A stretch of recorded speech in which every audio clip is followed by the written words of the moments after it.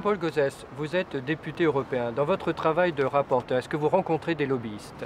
Oui, j'en rencontre souvent et j'en rencontre quelquefois beaucoup sur des gros dossiers. Par exemple, sur la directive concernant la gestion des fonds alternatifs, j'ai eu 198 réunions avec des lobbyistes. Est-ce que ces rencontres sont utiles pour vous? Oui, ces rencontres sont utiles puisqu'elles nous apportent des informations. Alors, des informations qui évidemment sont dans l'orientation que défend le lobbyiste, mais à nous de faire la part des choses et surtout de nous renseigner sur d'autres points de vue.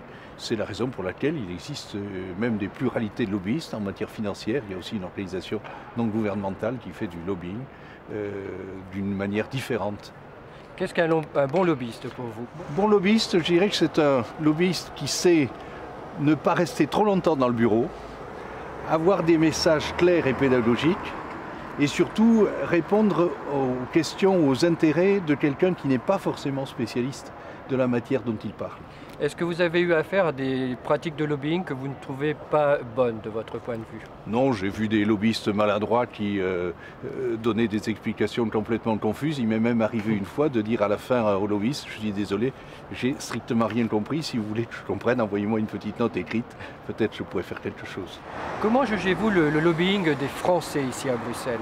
Le lobbying des Français s'est bien amélioré, à la fois celui des entreprises au travers de cadres qui sont spécialisés dans les relations institutionnelles et au travers des cabinets français de lobbying qui étaient très peu nombreux il y a quelques années et qui aujourd'hui occupent le terrain de belle manière et accroissent leur part de marché.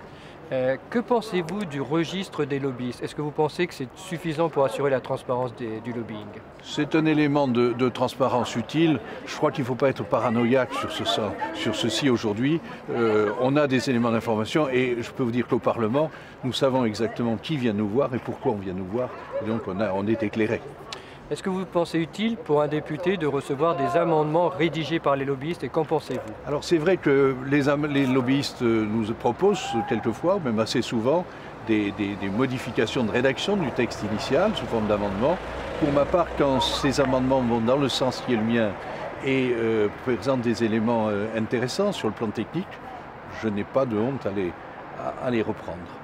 Est-ce que vous diriez que les députés européens à Bruxelles ou à Strasbourg sont plus ouverts au lobbying que ceux de l'Assemblée nationale, par exemple?